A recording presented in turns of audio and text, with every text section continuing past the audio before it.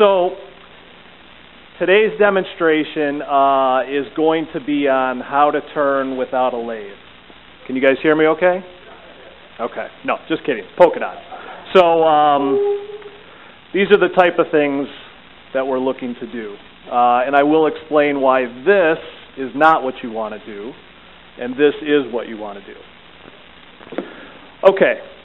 So in order to understand my method of doing polka dots or plugs, and this is not scientific, this is just my experience and understanding. So we need to understand kind of how trees work. I spent a lot of time on this drawing, so okay, so a tree is basically a bundle of straws. The tree is just a fibrous, natural product, and it happens to be exceptional at transferring moisture from one end of the wood to the other. So up through the tree to the leaves, transferring all the nutrients and moisture and everything like that, and that's how trees grow. So these straws kind of represent those fibers. Now, what does that mean to us as woodworkers and wood turners? So it's important to understand, and I apologize if this is somewhat remedial, but it'll help to understand why I do the polka dots the way I do. So that bundle of fibers, that tree, you've got end grain in the top and the bottom, and side grain all the way around. So end grain, end grain, end grain, end grain, side grain all along here. Okay? Everybody agree so far? Okay. So that, because of the way it transfers moisture, it makes it especially difficult for us as wood turners because we're always battling Mother Nature, that constant release of moisture once a tree is cut and we're dealing with logs. What happens is, if you can also think of these fibers or these straws like your kitchen sponge. Everybody's seen the kitchen sponge the next day, it's all dry and it's like shrunk up. And then you get it wet and it grows. Wood is exactly the same. So once you've cut this log and you've exposed the end grain, that tree just starts doing what it does. It just lets go of that moisture very quickly. And what happens is, like that sponge, those fibers just start to shrink. As they shrink, they start to spread apart. And we all know this as the horrible cracks and checks. Okay? So, as wood turners, we try all our techniques of end grain sealer and rough turning to a 10% wall thickness, sticking in a bag of wet chips, on and on and on, all to fight against Mother Nature to prevent those cracks. And if you do everything correctly, you'll be successful. Sometimes you just can't fight Mother Nature, and it happens. So here in the diagram, I kind of show the difference between the end grain and the side grain. So your end grain is going to be typically your hollow forms, your spindles, anything that is going in the same direction as the tree. Side grain is going to be your bowls, your platters, your natural edge forms. You can do side grain hollow forms as well. And kind of showing the grain direction of those. So what does this mean for us when it comes to polka dots or plugs? This is how a tree is growing out of the earth. So this is an end grain hollow form. So I've got end grain at the top and at the bottom, and side grain all the way around. So when I make my plugs, I want to ensure that my plugs have the same grain orientation and direction as my piece of wood. So all of these plugs that I've started putting in here are all showing side grain, same as the piece of wood. If I was to put some plugs in the end, I would want end grain plugs. So why do we want to do that? There's two tricks or tips or secrets to this. The first, being the most important, is grain orientation.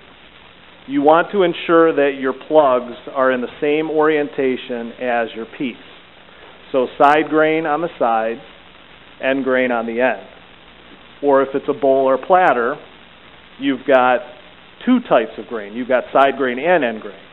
So you want to make sure that you put side grain plugs in the side grain and end grain plugs in the end grain. And in the in-between, you got to kind of just gamble and hope it works out. Okay? So when we go back to the diagram, we can see again our end grain and our side grain plugs and how we get to each of those. Your end grain plugs, let's talk about those first because those are the easiest. Those are really commonly available, and I'm sure you guys recognize those as dowel rods, right? Everybody already knew that, right? Okay. So dowel rods or spindles, anything that is long grain, you're going to be taking the plugs from the end so that you've got end grain that will be actually showing on the outside or inside of the piece. So that can come from many different things. First and foremost, obviously, dowel rods. And the LET class will get to use some nice hardwood dowel rods that the guys picked up for us. And you just cut those to length and glue them in. But what if you don't have the particular species or color of dowel rod that you're looking for? Most of our suppliers sell quite a bit of the domestic stuff, but getting the exotic stuff can be a little bit difficult. I think there are a few places that offer exotic dowel rods, but they're going to be expensive. So you can certainly use scrap lumber. You'll have to do some spindle turning, obviously. Pen blanks. All of our suppliers sell pen blanks and all the exotic woods and domestic woods and things like that. And those can just be put between centers, turned down to whatever size you need. For side grain plugs, these are going to be a little bit more available to us from hardware stores. It's a common use in cabinetry and things like that, where they're using these plugs to cover up screw holes and other various things. But you're probably only going to be able to find them in the domestic woods, usually maple, oak, and possibly walnut. Cherry, too, maybe. So if those are what you want to use, then by all means. Or you can make your own out of your lumber. The only difference is instead of taking your plug from the end grain, you're going to take your plugs from the side grain. And to do that, you need what are called plug cutters. Very special drills that cut precise plugs of various different diameters. And obviously you use a drill press. You probably can use these by hand, but they're going to be a little difficult by hand. Or yes, you could cut your pieces rough and turn your plugs between centers. So as wood turners, we have that ability. These can be bought many places. Usually hardware stores are going to have them, Home Depot and Lowe's, although I don't know if they're going to have the bigger ones. But then, of course, my favorite, McMaster-Carr, has lots of different sizes, so you can get them from there. The pieces that I cut for this one, and I've got enough for the rest of the size as well, probably came from a piece of bloodwood about this long. So it really doesn't take very much. You just plan it out and squeeze in all the little holes you can. These are straight.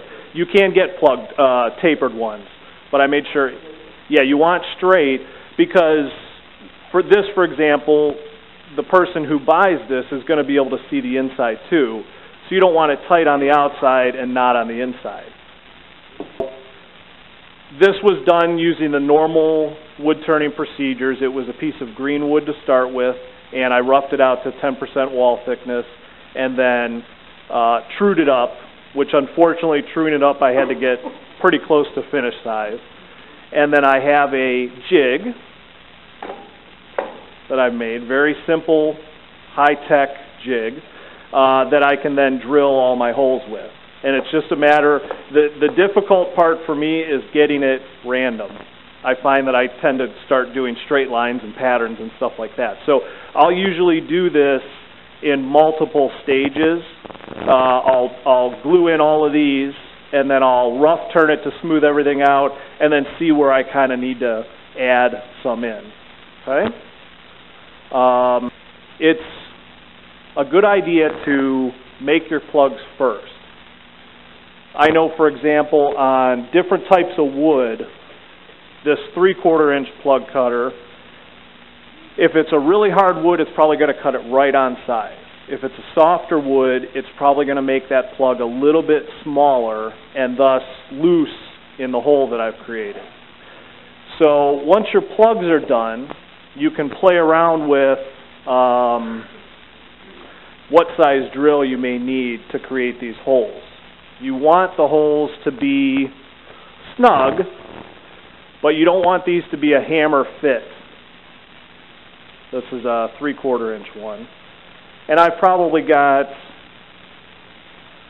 you machinists will understand this, so probably maybe 15 or 20 thousandths of an inch looseness. So less than a 32nd of an inch, which is enough for once I roll these in glue, they're immediately going to start swelling up. So once you get the glue on there, you kind of need to get them in here quick. Pardon me? No, I don't use CA glue. I'm using, this is Type Bond 3. Any other type, 1, 2, or 3 works. 3 is just what I happen to have. Because you do want the joint to be strong.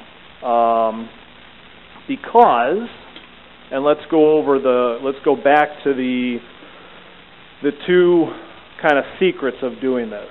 The first one being grain orientation that I mentioned. Not only am I using side grain for these plugs, but I'm also making sure that the grain is in the same direction. So grain is vertical, the grain in my plugs is vertical. We do that because, as we talked about earlier with the bundle of straws, wood is a natural product, and over the course of the year, especially in Ohio, where we have 4 seasons, these turned pieces are constantly going to be growing and shrinking. Not necessarily visibly, but you can measure them and they're going to be different. So you don't want to have your 2 grain directions going in opposite directions. This piece is going to grow this way, and if my polka dot is turned this way, it's going to want to grow this way. Those 2 aren't going to work together. One of the other woods is going to give away. Which brings us to my first test piece. I learned everything I need to know from this piece. Executed exactly what I was hoping for. Couldn't get a better contrast in 2 woods. But it's very hard to see because the ebony is so black, but on quite a few of these, not only is the grain in the wrong direction, but they're end grain plugs in side grain, and vice versa. It was just kind of what I had. I didn't know that any of this would matter. The other issue is that I turned it so thin, there was so little surface for the glue anymore that it just, Mother Nature won. So if I'm going to pass this around, and if you hold it up to the light, you can see daylight just about on every plug. And interestingly enough, a couple of the plugs, the ebony is actually split apart, which is surprising since we all think of ebony as such a crazy strong wood, especially compared to maple.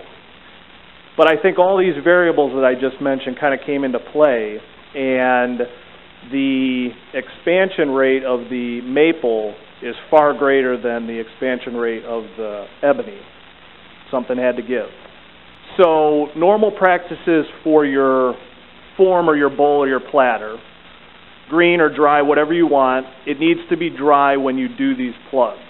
And the wood that I'm using for the plugs, you definitely want to be dry. So at this stage, all of this is dry. What I'll typically do is I'll cut the plugs, or I'll turn it into a dowel and let it sit for a couple days. Because most of the stuff that we're buying, say from Woodcraft, is maybe 16, 17, 18% and heavily waxed. So I wanna turn it and let it air dry for a couple days before I actually do plugs. Now, these bloodwood plugs were lumber that I got from Rockler, and it's totally dry. So. Expansion rates. So this is secret number 2, expansion rates. You want to make sure that the two woods that you're joining together have similar expansion rates from moisture. Pretty much all of the woods here in the United States, all the maples, walnut, cherry, oak, all have pretty similar expansion rates throughout the season. So you can pretty much join any two together. The downside is you've really got maple and walnut are going to be your biggest contrast. Maple and cherry or walnut and cherry, it'll look good, but it's not as dramatic as you're probably going to hope for. This is all about embellishing your work, or taking kind of a boring piece of maple and jazzing it up somehow. Using a piece of walnut and you're using some of the clear ash that's very white, that would be great, yeah. So when we get into some of the exotic woods, their expansion and contraction rates are definitely different. Usually they're going to be more dense. So the expansion is, like ebony, is not going to be very much throughout the seasons here in the United States. There is a website, and I forgot to write this one down, where there is a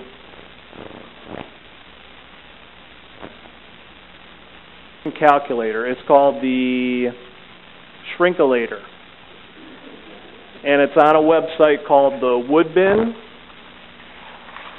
And it will tell you just about any type of wood. How do we actually make the plugs? So let's go ahead and do some examples of making these plugs. We have a chuck wrench somewhere? Oh, perfect.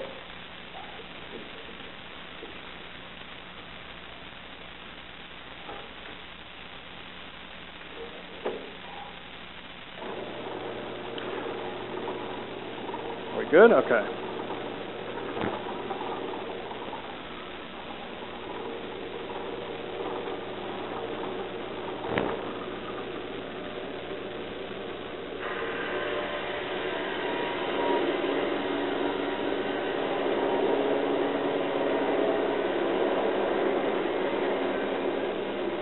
You want to go somewhat slow, but with this bloodwood, you want to make sure you burn it because, oh, it smells so good. It really smells so good. And that's basically it. You guys can all see that? So what I'll usually do is I'll go through and I'll create, multiples of one size, because I really don't know how many of these I'm going to want.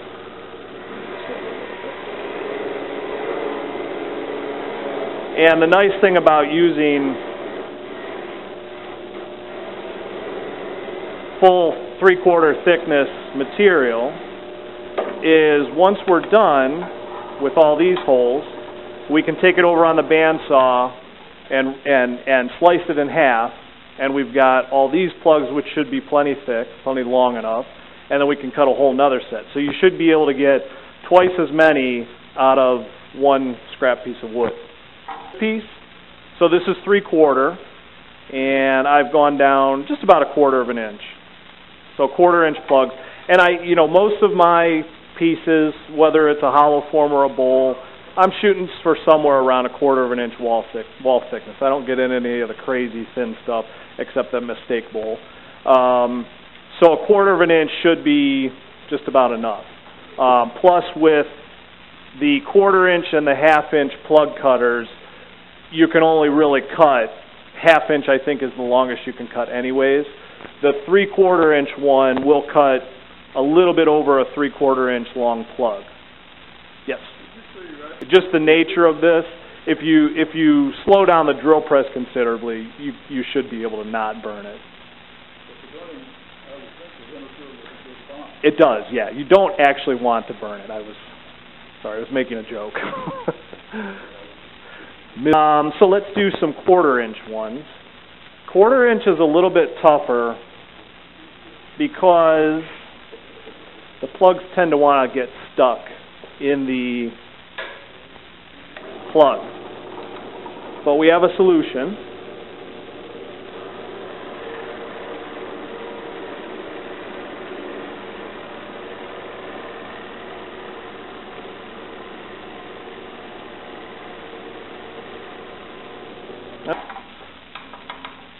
So there, a couple more.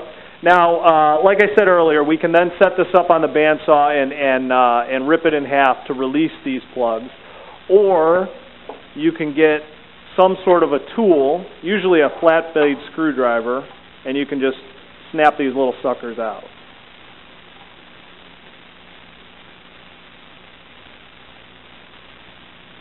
See all those?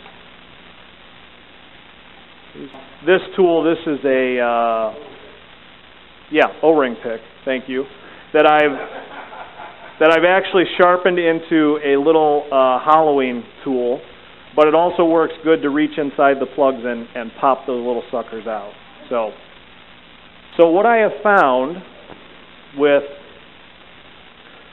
I showed you the 3/4 inch plugs, and those slide in very nicely. The 1/2 inch ones are a little bit tougher. 1/2 inch plugs, for some reason, I think my drill is drilling slightly under a 1/2 inch, so they would not fit. So the only drill bit that I found that would open up these holes a little bit was a carbide-tipped masonry drill bit.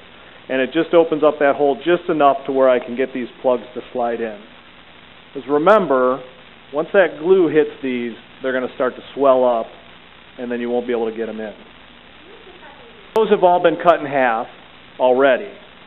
Yeah, I don't want to make them so tiny that I don't have any, like on the ebony and maple bowl, that I don't have any material to actually finish turn.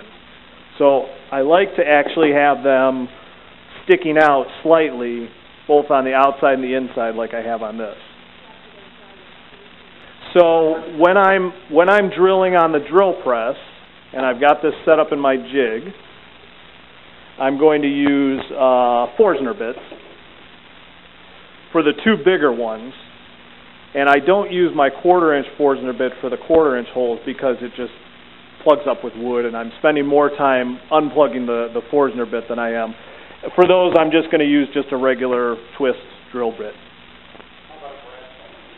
Brad point would work, yeah. The key is really the jig. This obviously is probably the most simple of a form you could do. Jig is super easy, and everything's flat and square. When you start to get into some of the crazier shapes, if you're adding these embellishments, then you need to come up with a different setup, or drill it right on the lathe, and then you can do it by hand. Okay? Yes, good question. It's horrible, which is why you want to leave your wall thickness thicker, so that when you get that blowout, and I'll actually pass this around to you guys. This one didn't do too bad, but there is some blowout in that, which should clean up when I finish scrape the inside.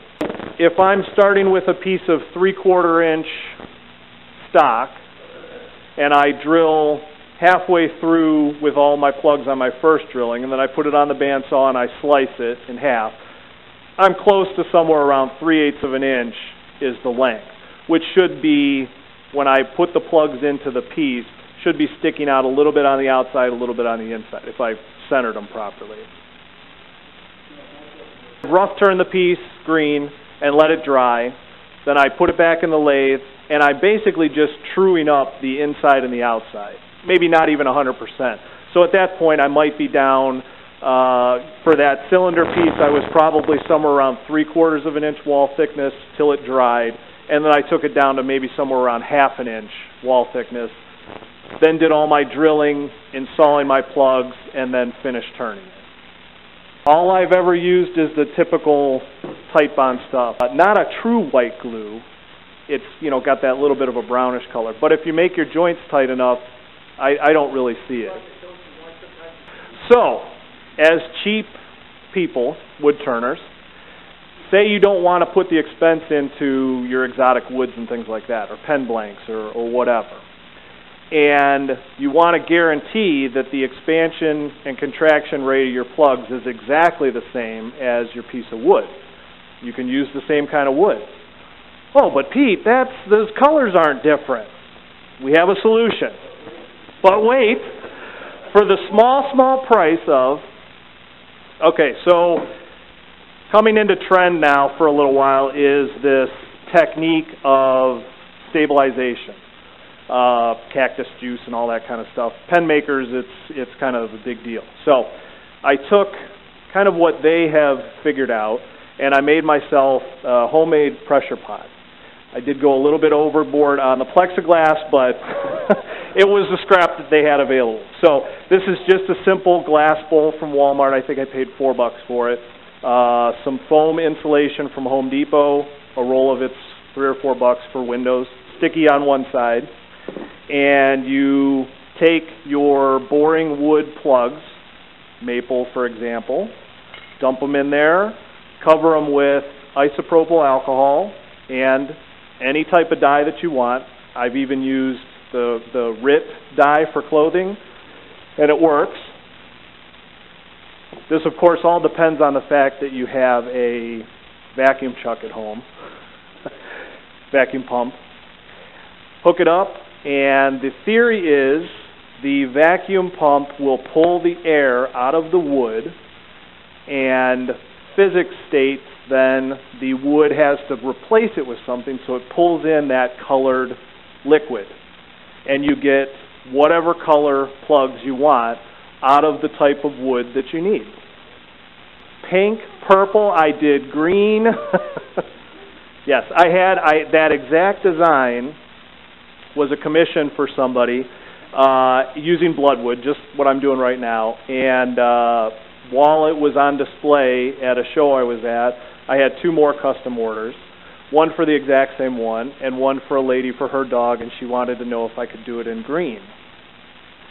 Well, wood doesn't really naturally come in green, so that's when I came up with this, and it works beautifully. Takes about probably 24 hours for that color to fully saturate into the wood, and then the nice thing is, it is green through and through, as opposed to if you're just painting the ends of the polka dots. Once you turn it, you're going to turn that color away and you're right back to the boring original color. It's important to note that, like, these tips and tricks that I'm telling you guys, this has been around for hundreds of years. Plugging wood with other wood has been around. So I'm just kind of applying it to wood turning. Nice healthy dosing of glue, and we're going to be kind of steamrolling these in. The side of the plug that I've drilled is nice and sharp and square, so that's the side I'm going to actually push into the hole because there's no little feathers and tear out and stuff like that.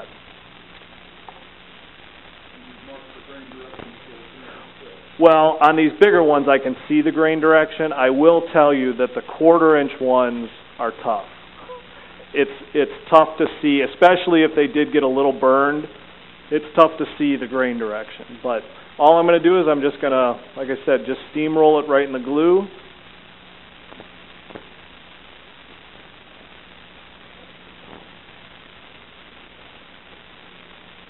Get my grain lined up. And then just make sure that I've got a little bit sticking out on the outside and the inside.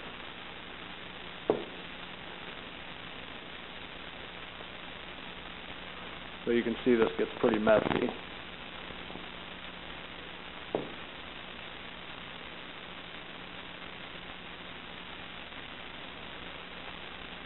The nice thing about an open cylinder like this, you can get your hand right inside and make sure you got it straight.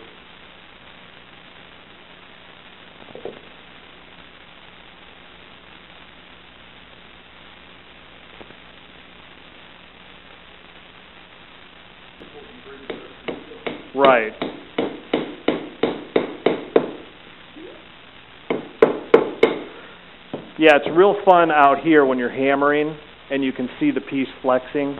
That's why it's a good idea to leave it a little thicker. So, there we go. So that is just a quick little demo. When I make an urn for somebody's pet, one of the questions that I ask them is, what color do you associate with your dog?